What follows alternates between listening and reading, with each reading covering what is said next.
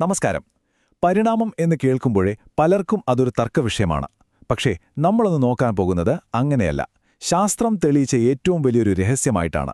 ഒരു ഡിറ്റക്റ്റീവിനെ പോലെ നമുക്കൊരുമിച്ച് ഈ രഹസ്യത്തിന്റെ ചുരുളഴിച്ചാലോ? ഒന്ന് ആലോചിച്ചു നോക്കൂ. നിങ്ങൾക്കും ഒരു ചിമ്പാൻസിക്കും തമ്മിൽ എന്തു ബന്ധം? അല്ലെങ്കിൽ ഒരു തിമിംഗലവുമായിട്ട്? കേൾക്കുമ്പോൾ വിചിത്രമായി തോന്നാം, അല്ലേ? പക്ഷേ ഈ ചോദ്യം നമ്മുടെയെല്ലാം ഉത്ഭവത്തെക്കുറിച്ചുള്ള ഒരു വലിയ സത്യത്തിലേക്കാണ് വിരൽ ചൂണ്ടുന്നത്. അപ്പോൾ നമ്മുടെ ഈ അന്വേഷണത്തിൽ 5 പ്രധാന തെളിവുകളാണ് നമ്മൾ പരിശോധിക്കാൻ പോകുന്നത്. നമ്മുടെയെല്ലാം ഒരു പൊതുവായ കുടുംബവൃക്ഷം, നമ്മുടെ കോഡുകളിൽ ഒളിഞ്ഞിരിക്കുന്ന സൂചനകൾ, പിന്നെ നമ്മുടെ അസ്ഥികളിലെ ബ്ലൂ പ്രിന്റുകൾ, അങ്ങനെ അവസാനം നമ്മുടെ സ്വന്തം ഉത്ഭവത്തിന്റെ രഹസ്യം വരെ നമ്മൾ കണ്ടെത്തും. റെഡിയല്ലേ? നമുക്ക് തുടങ്ങാം. നമ്മുടെ അന്വേഷണത്തിലെ ആദ്യത്തെയും ഏറ്റവും പ്രധാനപ്പെട്ടതുമായ ആശയം ഇതാണ്. ഭൂമിയിലുള്ള സകല ജീവജാലങ്ങളും, ചെറുതും വലുതുമായ എല്ലാം, ഒരു വലിയ കുടുംബവൃക്ഷത്തിലെ ശാഖകളാണ്.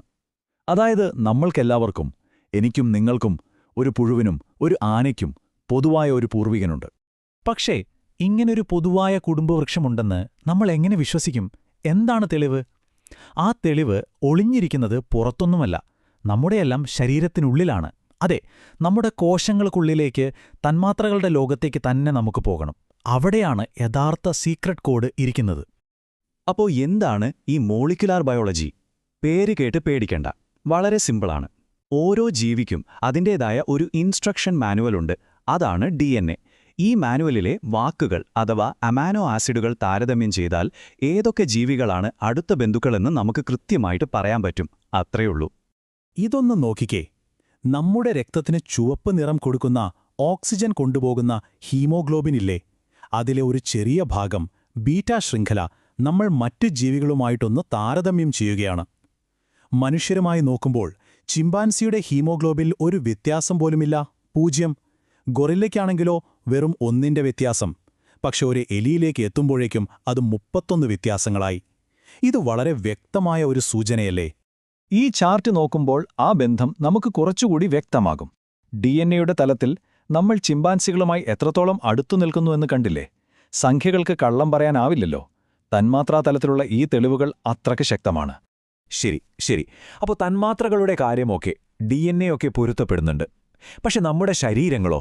മനുഷ്യനും പൂച്ചയും തിമിംഗലവുമൊക്കെ തമ്മിൽ കാഴ്ചയിൽ ഒരു ബന്ധവുമില്ലല്ലോ. അപ്പോൾ പിന്നെങ്ങനെ? നമുക്ക് അടുത്ത തെളിവിലേക്ക് പോകാം. അതാണ് ശരീരഘടന. ഈ ചിത്രം ഒന്ന് സൂക്ഷിച്ചു നോക്കൂ. മനുഷ്യന്റെ കൈ, പൂച്ചയുടെ മുൻകാൽ, തിമിംഗലത്തിന്റെ ഫ്ലിപ്പർ, വവ്വാലിന്റെ ചിറക്. ഒന്ന് പിടിക്കാനും, ഒന്ന് നടക്കാനും, ഒന്ന് നീന്താനും, ഒന്ന് പറക്കാനും.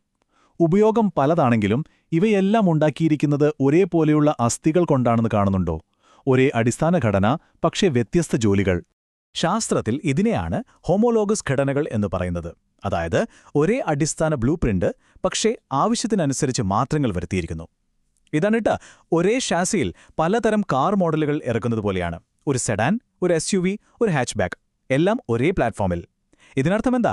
ഈ ജീവികൾക്കെല്ലാം ആ അടിസ്ഥാന ബ്ലൂ പ്രിന്റുള്ള ഒരു പൊതു പൂർവികനുണ്ടായിരുന്നു എന്നതിന് ഇതിലും വലിയൊരു തെളിവ് വേണോ? അപ്പോ നമ്മൾ 2 പ്രധാന തെളിവുകൾ കണ്ടുകഴിഞ്ഞു. ഇനി നമ്മുടെ അന്വേഷണത്തിലെ ഏറ്റവും നിർണായകമായ ഭാഗത്തേക്ക് കടക്കുകയാണ്. നമ്മൾ ഇതുവരെ പഠിച്ച കാര്യങ്ങൾ വെച്ച് മനുഷ്യന്റെ തന്നെ ഉത്ഭവരഹസ്യം ചുരുളഴിക്കാൻ പോവുകയാണ്. ഫോസിലുകൾ. അവ ഭൂതകാലത്തിലേക്ക് തുറക്കുന്ന വാതിലുകളാണ്.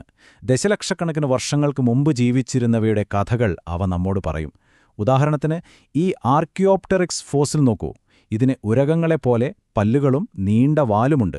ഒപ്പം പക്ഷികളെപ്പോലെ തൂവലുകളും ചിറകുകളുമുണ്ട്. ഉരകങ്ങളും പക്ഷികളും തമ്മിലുള്ള ഒരു പെർഫെക്റ്റ് കണക്റ്റിംഗ് ലിങ്കാണിത്. ഇനി നമുക്ക് നമ്മുടെ സ്വന്തം കഥയിലേക്ക് വരാം. മനുഷ്യപരിണാമത്തിലെ പ്രധാന കഥാപാത്രങ്ങളെ നമുക്കൊന്ന് പരിചയപ്പെട്ടാലോ? നമ്മുടെ പൂർവികരുടെ നീണ്ടൊരു നിര തന്നെ നമുക്ക് മുന്നിലുണ്ട്. ആദ്യമായി ഇതാണ് ആസ്ട്രലോപിതെക്കസ്. ലൂസി എന്നൊക്കെ നിങ്ങൾ കേട്ടിട്ടുണ്ടാവും.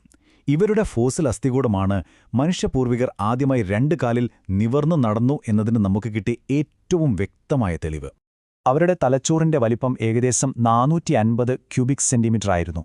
തലച്ചോറിന്റെ വികാസം എങ്ങനെയായിരുന്നു എന്ന് മനസ്സിലാക്കാൻ ഈ സംഖ്യ ഒന്ന് ഓർത്തുവെച്ചോളൂ. ഇനി അടുത്ത ആളെ കാണാം. Homo erectus. പേര് സൂചിപ്പിക്കുന്നതുപോലെ നിവർന്നു നിന്ന മനുഷ്യൻ. ഇവർ പൂർണ്ണമായും നിവർന്നു നടക്കുകയും വളരെ മികച്ച ശിലായുധങ്ങൾ ഉപയോഗിക്കുകയും ചെയ്തിരുന്നു. ഇത് മനുഷ്യപരിണാമത്തിലെ ഒരു വലിയ കുതിച്ചുചാട്ടമായിരുന്നു. ഇവിടെ എത്തിയപ്പോഴേക്കും കാര്യങ്ങൾ മാറി. തലച്ചോറിന്റെ വലിപ്പം നേരെ ഇരട്ടിയായി. ഏകദേശം 900 ക്യൂബിക് സെന്റിമീറ്റർ. ഇത് നമ്മുടെ വംശപരമ്പരയിലെ ഒരു നിർണായകമായ മാറ്റം തന്നെയായിരുന്നു. നമ്മുടെ ഏറ്റവും അടുത്ത ബന്ധുക്കൾ, പക്ഷേ അവർക്ക് വംശനാശം സംഭവിച്ചുപോയി. അതാണ് നിയാന്ത്രതലുകൾ. ഇവിടെ ഒരു രസകരമായ കാര്യമുണ്ട്. അവരുടെ തലച്ചോറ് നമ്മുടേതിനേക്കാൾ വലുതായിരുന്നു. പക്ഷേ ആ തലച്ചോറിന്റെ ഘടന വ്യത്യസ്തമായിരുന്നു. അവരുടെ തലച്ചോറ് കാഴ്ചയ്ക്കും ശരീരനിയന്ത്രണത്തിനും കൂടുതൽ പ്രാധാന്യം കൊടുത്തപ്പോൾ നമ്മുടെ, അതായത് ഹോമോസാപ്പിയൻസിന്റെ തലച്ചോറ് സാമൂഹിക ബന്ധങ്ങൾക്കും സങ്കീർണമായ ചിന്തകൾക്കുമാണ് കൂടുതൽ സ്ഥലം ഉപയോഗിച്ചത്. ഒരുപക്ഷേ ആ വ്യത്യാസമായിരിക്കാം നമ്മൾ അതിജീവിക്കാനും അവർക്ക് വംശനാശം സംഭവിക്കാനും കാരണം. ആർക്കറിയാം? അപ്പോ നമ്മൾ ദശലക്ഷക്കണക്കിന് വർഷങ്ങൾ പിന്നോട്ടു പോയി. ഇനി നമുക്ക് തിരിച്ചു വർത്തമാനകാലത്തേക്ക് വരാം. കാരണം പരിണാമം ചരിത്രപുസ്തകത്തിൽ ഒതുങ്ങിപ്പോയ ഒരു കഥയല്ല. അതിപ്പോഴും ഈ നിമിഷവും നമ്മുടെ കൺമുന്നിൽ സംഭവിച്ചുകൊണ്ടിരിക്കുന്ന ഒരു യാഥാർത്ഥ്യമാണ്. അതിനുള്ള ഏറ്റവും മികച്ച ഉദാഹരണമാണ് വൈറസുകൾ. പരിണാമം ഫാസ്റ്റ് ഫോർവേഡിൽ കാണണമെന്നുണ്ടെങ്കിൽ വൈറസുകളെ ശ്രദ്ധിച്ചാൽ മതി. മ്യൂട്ടേഷൻ, സ്വാഭാവിക നിർദ്ധാരണം തുടങ്ങിയ തത്വങ്ങളൊക്കെ ലൈവായി കാണാൻ പറ്റുന്നൊരു പരീക്ഷണശാലയാണ് ഓരോ വൈറസും. എങ്ങനെയാണ് വൈറസുകൾക്ക് ഇത്ര വേഗത്തിൽ മാറാൻ കഴിയുന്നത്? സംഗതി സിമ്പിളാണ്. ഒന്നാമത്, അവയുടെ ജനിതക വസ്തുവായ RNAയ്ക്ക് എളുപ്പത്തിൽ മാറ്റങ്ങൾ വരും. ഇതിനെയാണ് മ്യൂട്ടേഷൻ എന്ന് പറയുന്നത്. ഇനി അങ്ങനെയുണ്ടാകുന്ന ഏതെങ്കിലും ഒരു മാറ്റം വൈറസിന് നമ്മുടെ പ്രതിരോധശേഷിയെ മറികടക്കാൻ ഒരു കഴിവ് കൊടുത്താലോ? ആ കഴിവുള്ള വൈറസ് മാത്രം രക്ഷപ്പെടും, ബാക്കിയുള്ളവ നശിച്ചുപോകും. രക്ഷപ്പെട്ടവ പെരുകി പുതിയൊരു വകഭേദമാകും. ഇതാണ് സ്വാഭാവിക നിർദ്ധാരണം. ഈ ഉദാഹരണം നമുക്കെല്ലാവർക്കും നേരിട്ടറിയാവുന്ന ഒന്നാണ്. കോവിഡിന്റെ ഒമിക്രോൺ വകഭേദം ഓർമ്മയില്ലേ? വാക്സിൻ എടുത്തവരെയും അസുഖം വന്നു പോയവരെയും അത് ബാധിച്ചു. എന്തുകൊണ്ട്? കാരണം അതിന്റെ സ്പൈക്ക് പ്രോട്ടീനിലുണ്ടായ ചെറിയ മ്യൂട്ടേഷനുകൾ അതിന് നമ്മുടെ പ്രതിരോധശേഷിയെ മറികടക്കാനുള്ള കഴിവ് കൊടുത്തു. കണ്ടില്ലേ, പരിണാമം നമ്മുടെ എല്ലാം ജീവിതത്തെ നേരിട്ട് ബാധിക്കുന്ന ഒന്നാണ്. അപ്പോൾ പരിണാമമെന്നത് ജീവന്റെ എഞ്ചിനാണ്. അത് ഒരിക്കലും നിൽക്കുന്നില്ല, നിരന്തരം മാറിക്കൊണ്ടിരിക്കുന്നു, പുതിയതിനെ സൃഷ്ടിച്ചുകൊണ്ടുമിരിക്കുന്നു. അത് ഭൂതകാലത്തിൽ നമ്മളെ രൂപപ്പെടുത്തി, വർത്തമാനകാലത്ത് നമ്മുടെ ചുറ്റുമുണ്ട്, ഇനി ഭാവിയെ രൂപപ്പെടുത്താൻ പോവുകയാണ്. ഈ മഹായാത്രയിൽ അടുത്തതായി അത് എന്ത് അത്ഭുതമായിരിക്കും സൃഷ്ടിക്കുക? അതൊരു തുറന്ന ചോദ്യമാണ്.